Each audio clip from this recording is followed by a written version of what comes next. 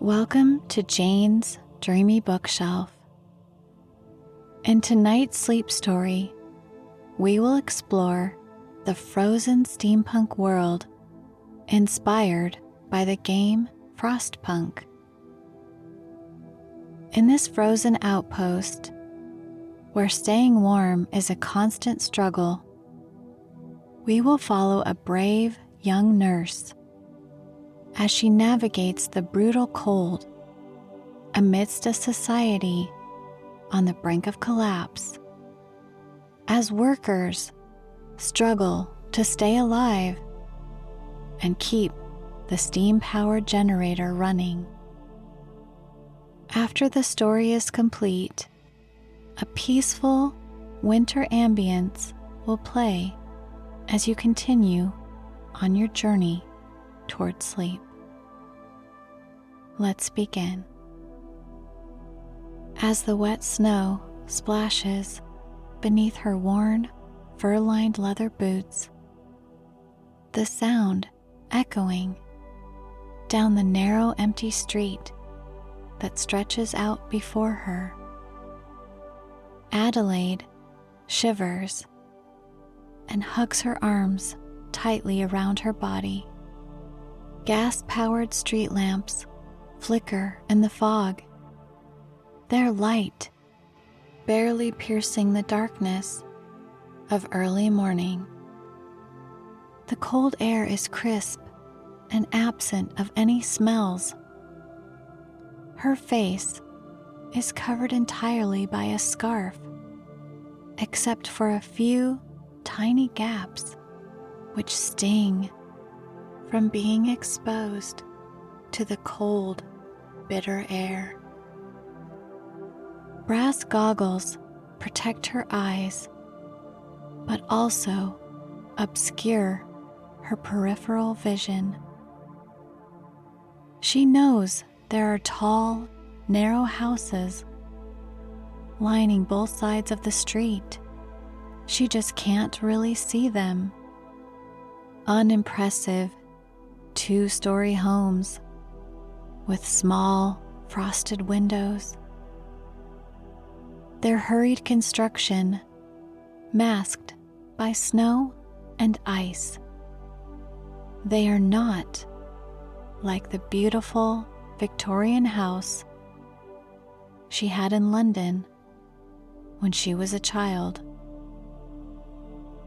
As she makes her way hurriedly down the street, she tries not to think about how much she misses that house. How she longs to sit again by the fireplace with her sister and mother, both lost to her and her father during the dangerous journey they had to undertake to this northern outpost. She misses laying in the hammock outside with her sister during the hot summer nights and looking up at the stars. She can't remember the last time she saw the stars or the sun, their disappearance seeming to coincide with the loss of half of her family. The sun is only a dim source of light for her in this deep valley with its ice walls and perpetual cloud cover. She is cold all the time now, except at night when she sleeps in her cot, piled under blankets and furs. The moment she reluctantly leaves her bed in the morning, the cold begins to seep into her patched clothes. Thankfully, she has a short walk to her work. With every step, she begins to warm up as she nears the center of town, where the towering generator is located. The noise from it increases steadily as she approaches until she feels a slight reverberation in her chest. The feeling is reassuring, knowing that it's providing a constant source of warmth and safety.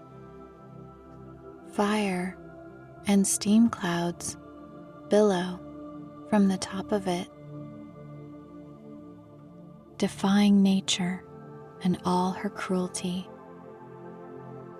She gives the generator a grateful look before heading inside the rugged, industrial-style infirmary with its multifaceted roof.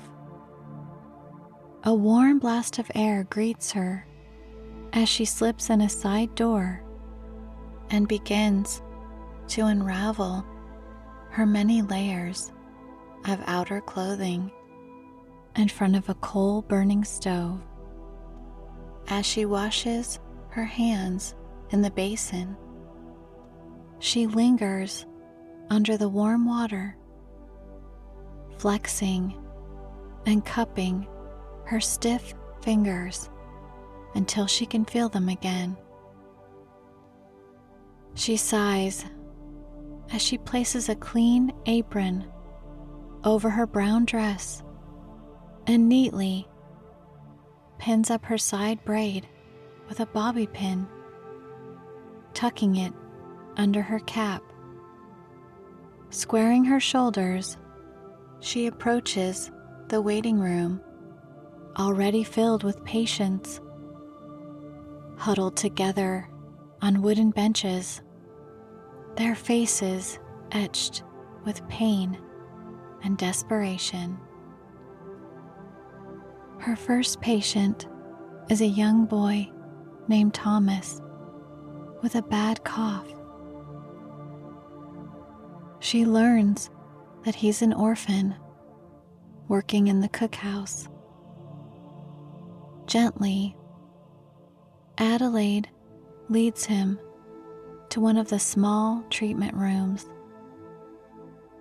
The iron-framed bed creaks as Thomas climbs onto it, his eyes wide with fear as he coughs and gasps for air.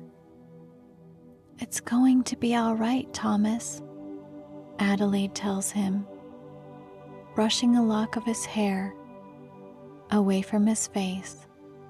She props him up in the bed and begins to wrap him in extra blankets, his frail body still shivering despite the layers.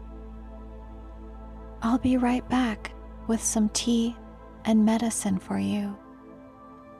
As she prepares the kettle for tea, she hears the workers bustling about in the boiler room downstairs, shoveling coal to keep the heaters working day and night.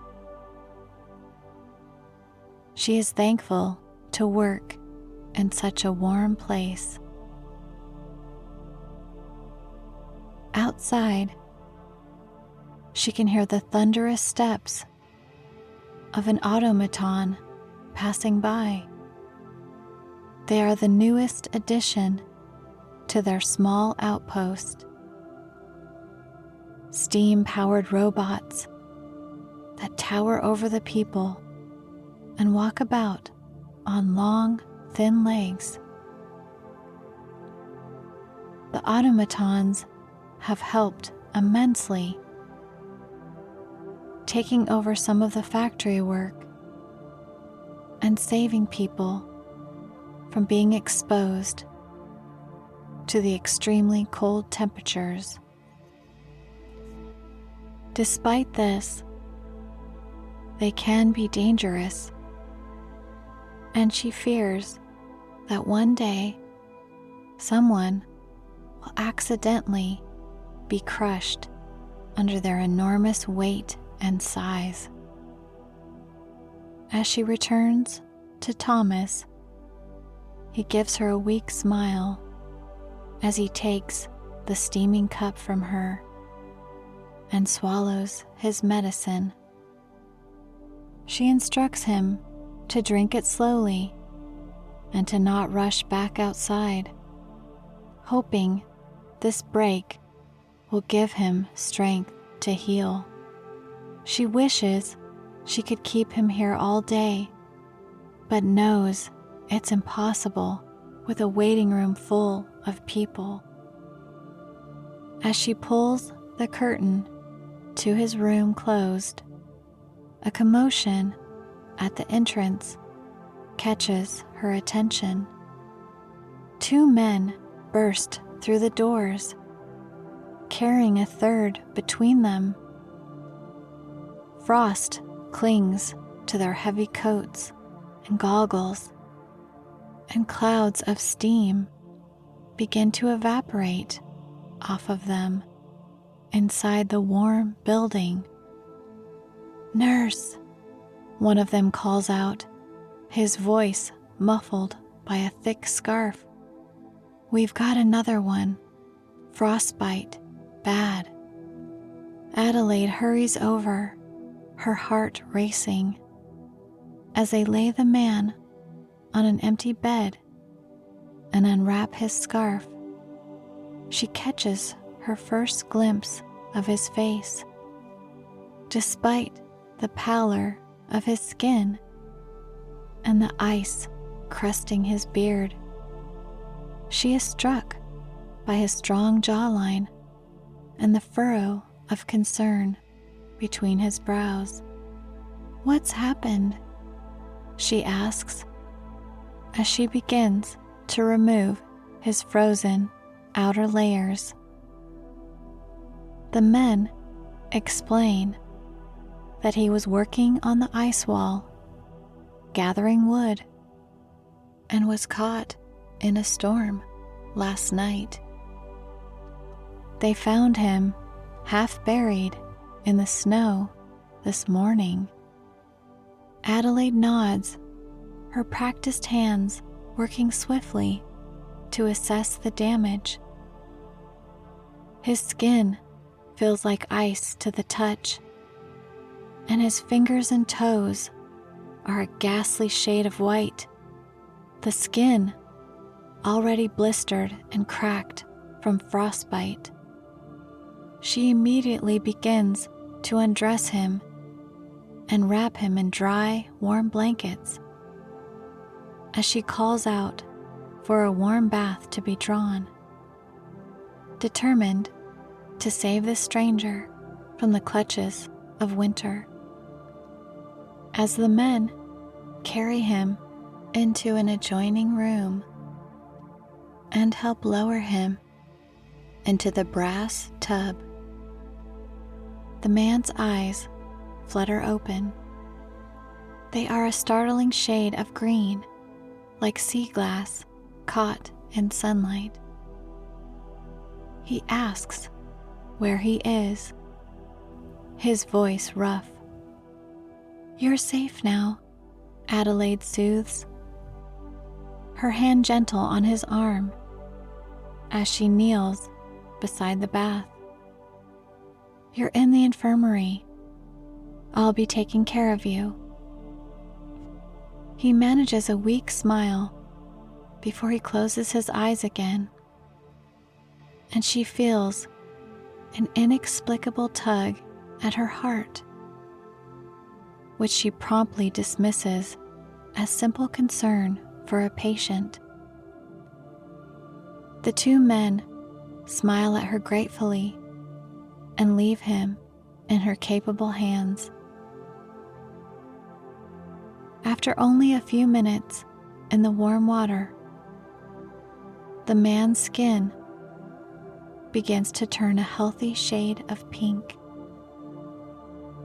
She adds more coal to the stove, warming up the room even more so he's not chilled when he gets out.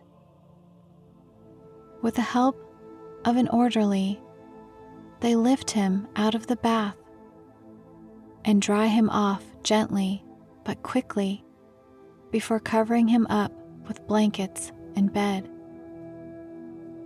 She then turns to the shelves stocked with medical supplies, retrieving clean bandages and carefully applying one in between each finger and toe before wrapping his hands and feet up. Over the next few days, Adelaide finds herself spending more time than necessary at the bedside of the harvester, whose name she learns is Everett. As feeling returns to his extremities and color to his cheeks, she discovers a quick wit beneath his gruff exterior and a kindness that belies his imposing stature. Everett tells her of his life working on the ice wall, of the beautiful trees frozen in time that he harvests. He speaks of the dangers and the beauty of working outside, of auroras that dance across the night sky, and how the ice wall groans like a living thing. With a deep sadness in his eyes, he confides in her that he is alone in this world, his parents having died during the journey, and how he is now determined to stay alive to honor their memory. In turn, Adelaide tells him of her work in the infirmary, of the lives saved and lost. She sadly speaks to him of the loss of her mother and sister, and her dream that one day, when all of this is over, that she can return to their house in London. As the days turn to weeks, Adelaide finds herself looking forward to their conversations more than she cares to admit. Everett's presence has become a bright spot in the long, grueling hours of her shifts. She tells herself it's merely the interest of a caregiver in her patient's recovery, but her racing heart betrays her every time their eyes meet. Everett, too, seems to light up whenever Adelaide approaches. His green eyes follow her as she moves about the ward, and he always has a smile ready, no matter how much pain he might be in.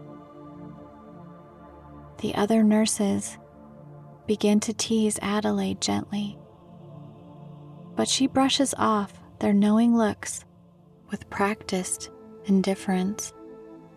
She wants to protect herself from further heartache. She's terrified of the pain she'd feel if she lost someone close to her again.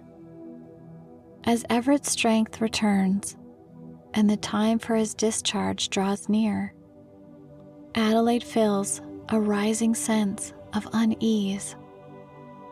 She has grown accustomed to his presence, to the sound of his laugh and the warmth of his gaze. The thought of him returning to the ice wall, facing the dangers of exposure once more, fills her with a dread she can't explain. On the eve of his departure, Adelaide finds Everett sitting up in bed, staring out the frosted window. The glow of the gas lamps cast a warm light across his features, softening the lines of worry that had begun to crease his brow. "Hello," he says as she approaches, a smile spreading across his face. I was hoping to see you before I left." Adelaide's heart skips a beat. "I wanted to make sure you were fully prepared for your journey," she says, trying to keep her voice steady. "The weather is treacherous right now." Everett's smile fades slightly. Yes it is," he agrees. "But it's the life I know. The trees don't harvest themselves, after all." A painful silence falls between them, filled only by the ticking of the clockwork and the distant hiss of steam. Adelaide busies herself with checking Everett's bandages one last time, acutely aware of the warmth of his skin beneath her hands. "Adelaide," Everett says softly, catching her hand in his. She looks up, startled by the use of her first name. I wanted to thank you for everything you've done for me." "I was only doing my job," she replies, her voice barely above a whisper. Everett shakes his head. "It was more than that, and we both know it." He takes a deep breath, as if preparing himself for something. "I don't want to leave without telling you how I feel. These past weeks, getting to know you, it's been the best time of my life. I think I've fallen in love with you." Adelaide's breath catches in her throat. She stares at Everett, her mind whirling like the gears of a runaway clock. All the emotions she has been suppressing come rushing to the surface, overwhelming her in their intensity. "Everett, she begins, but the words stick in her throat. He smiles sadly. "I know it's foolish, a harvester and a nurse. We come from different worlds. But I couldn't bear the thought of leaving without at least telling you." In that moment, Adelaide makes a decision that will change the course of her life.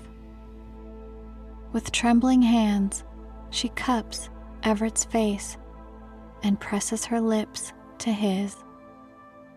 The kiss is soft, tentative at first, but quickly deepens as years of loneliness and unspoken longing pour out between them. When they finally part, both breathless, Adelaide rests her forehead against his and says, "I want to be with you. I'm in love with you too. We can figure out the rest together." Everett's eyes crinkle with joy. "Are you sure?" he asks. Adelaide laughs, a sound of pure happiness. "Yes, I've never been more sure of anything in my life." Everett pulls her close, his laughter rumbling in his chest. Outside, snow begins to fall, blanketing the outpost in a soft, white glow. But inside the infirmary, wrapped in each other's arms, Adelaide and Everett find a warmth that no frost can touch, and a love that would endure long after the ice walls have melted and the last steam engines have fallen silent.